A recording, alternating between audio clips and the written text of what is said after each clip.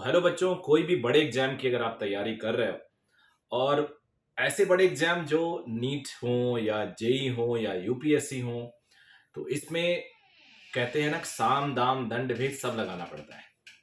कुछ भी ऐसा नहीं होना चाहिए जो छूट जाए। एकेडमिक तैयारी अलग चल रही है, मेंटल प्रिपरेशन अलग चल रहा है, उसके बाद अपने आप को फिजिकली फिट रखना है। बिकॉज अगर तीनों क्राइटेरिया में कहीं भी अगर आप पीछे हो गए तो आप गए। नेचुरली कई बार एकदम तो नहीं जाओगे, लेकिन रेस में पीछे हो जाओगे। और एक ऐसा कंपटीशन है जहां पे अगर आप एक नंबर भी पीछे हो गए तो हो सकता है एक बहुत अच्छे कॉलेज से आप नीचे वाले कॉलेज में आ जाओ, आपका ड्रीम कॉलेज आपसे छूट जाए। अगर ड्रीम कॉलेज आपसे छूट रहा है तो आप जिंदगी भर पछताते हो, क्योंकि आपका वो ड्रीम कॉलेज केवल 5 साल के लिए, 5.5 साल के लिए आपके साथ अटैच नहीं रहने वाला। रेस्ट ऑफ योर लाइफ वो कॉलेज आपके साथ अटैच रहने वाला है। Rest of your life. 12th class शायद कोई नहीं पूछेगा कहां से किया, 10th कोई नहीं पूछेगा कहां से किया, बट अगर आप नीट एस्पिरेंट हैं तो जरूर आपसे पूछा जाएगा आपने एमबीबीएस कहां से किया। हर वक्त कई कई बार आपके पेशेंट पूछेंगे। मैं भी कई बार डॉक्टर से पूछ लेता हूँ। कई बार डॉक्टर लोग अगर बढ़िया कॉलेज है तो अपने बोर्ड पे भी लिखते हैं MBBS from AIIMS Delhi, MAMC Delhi. तो ये चीज इतनी बड़ी चीज होती है कि उसको हम लाइटली कैसे जाने दें। आज आज मैं वीडियो रिकॉर्ड कर रहा हूं तो 18th ऑफ अप्रैल है। कल 19th, कल से लेके अगर हम 16 जुलाई तक का डेट काउंट करें तो उसमें कुल मिला के 99 डेज आते हैं। यानी अब 3 डिजिट से डेज हो गए 2 डिजिट पे, और ये धीरे धीरे धीरे धीरे कम होंगे और आखिर में रह जाएगा 1 डिजिट। तो क्यों ना इस 99 डेज को मैं यूटिलाइज करूं, क्योंकि आपके एग्जाम से एक दिन पहले तक का डेट लिया मैंने। और हर दिन आपको कुछ मोटिवेशनल बातें और एक छोटा सा कॉन्सेप्ट आप प्रॉब्ली जानते होगे या नहीं भी जानते होगे तो अच्छी बात है। उस कॉन्सेप्ट को मैं आपको दूंगा 7 PM पे। वो कॉन्सेप्ट आएगा। किस दिन छुट्टी होगी तो मैं प्री रिकॉर्ड कर लूंगा और आपको 7 बजे वो रिलीज करूंगा कॉन्सेप्ट। देखिए, हेल्प करेगा। कमेंट करके बताइए। टेलीग्राम चैनल पे बहुत सारे फॉर्मूलों की बुकलेट, क्वेश्चन आंसर्स, ये सब लेके आला हूं। टेलीग्राम चैनल का लिंक इस वीडियो में दिया होगा। कोई भी आपको हमसे कनेक्ट होना हो तो कमेंट पे लिखिए। इंस्टाग्राम पे भी मैं हूं, वहां से भी आप जुड़ सकते हैं। सभी के कमेंट यहाँ है। ट्विटर पे भी मैं हूं, लेकिन मैं आप लोग को ज्यादातर सोशल मीडिया अवॉइड करने का सलाह दूंगा उन सारे स्टूडेंट के लिए जो अभी प्रिपरेशन कर रहे हैं।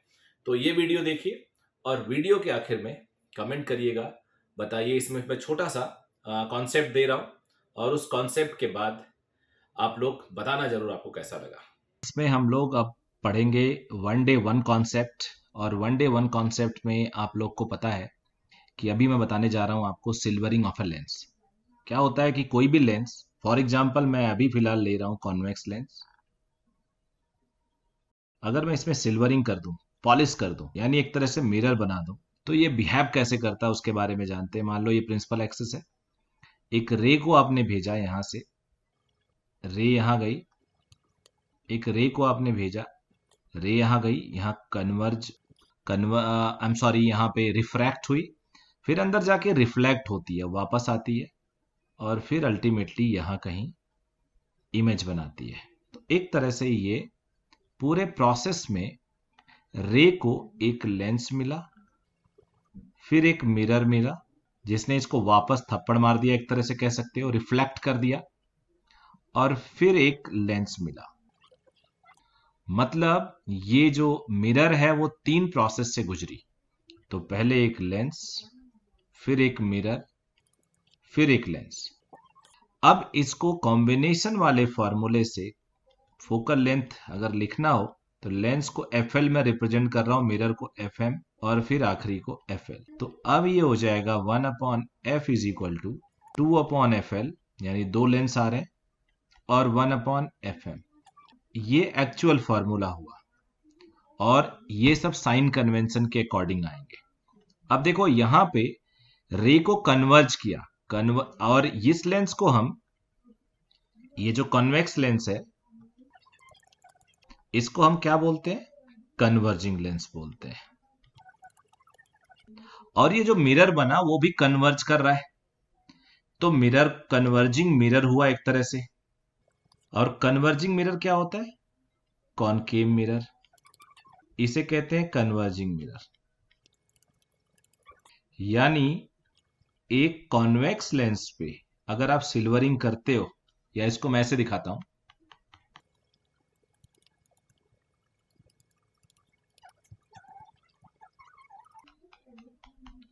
तो ये बन जाता है कॉनकेव मिरर या कन्वर्जिंग मिरर।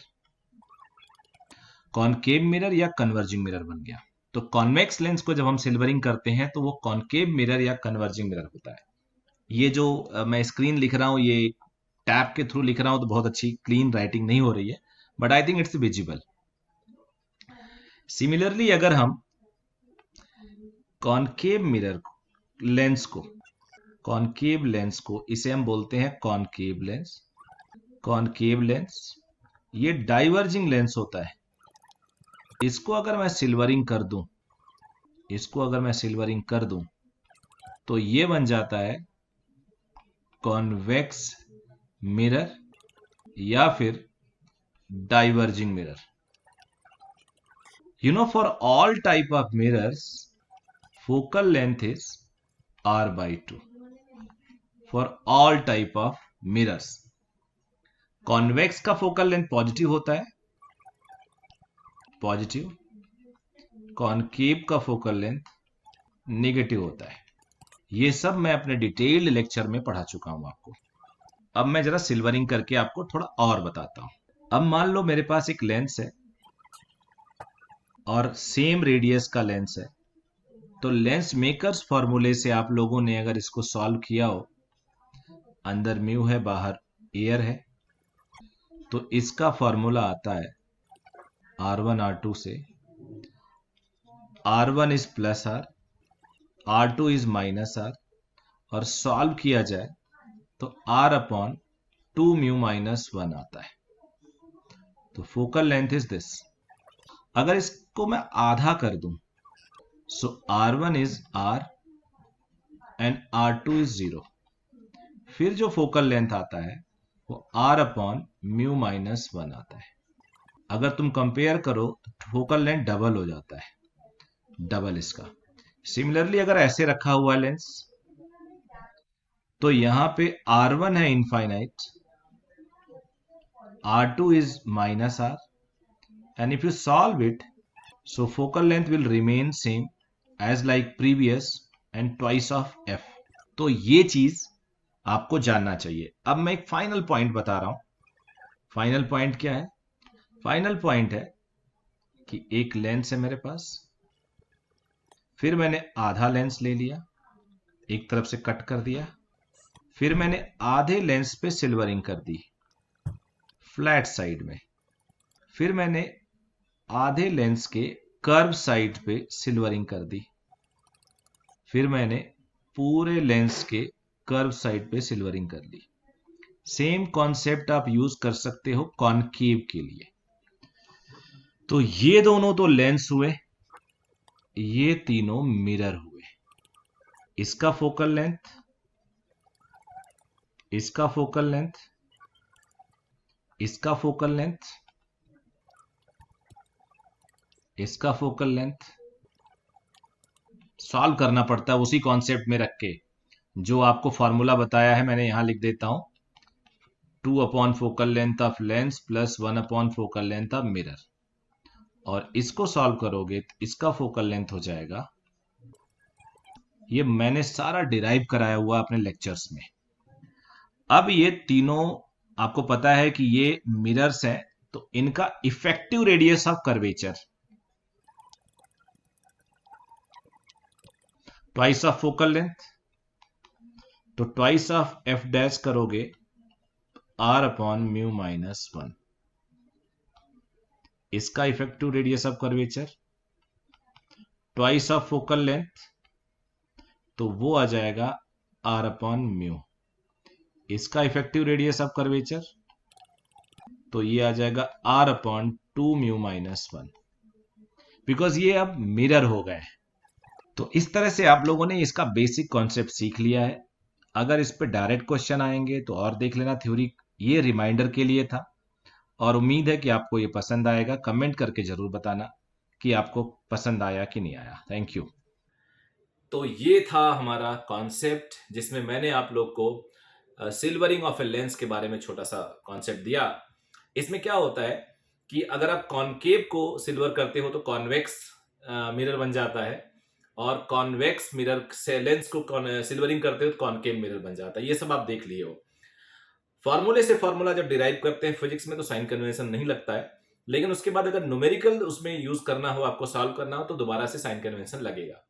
आप सबको पता है कॉन्वेक्स नाम अगर हो जाए तो चाहे वो मिरर हो चाहे वो लेंस हो, फोकल लेंथ पॉजिटिव है। कॉनकेव नाम हो जाए तो चाहे वो मिरर हो या लेंस हो, फोकल लेंथ नेगेटिव हो जाता है। यू का साइड अगर लेफ्ट साइड पे है तो उसे हम नेगेटिव लेते हैं, राइट साइड पे पॉजिटिव लेते हैं। बहुत ही फंडा क्लियर करके चलो, और इससे रिलेटेड वीडियोस मैं बना रखा हूं, शायद 2-3 वीडियो में पूरा कवर कर रखा है, उसको देख लीजिएगा तो ये कॉन्सेप्ट काफी क्लियर हो जाएगा। So all the very best doctors, thank you very much, bye bye.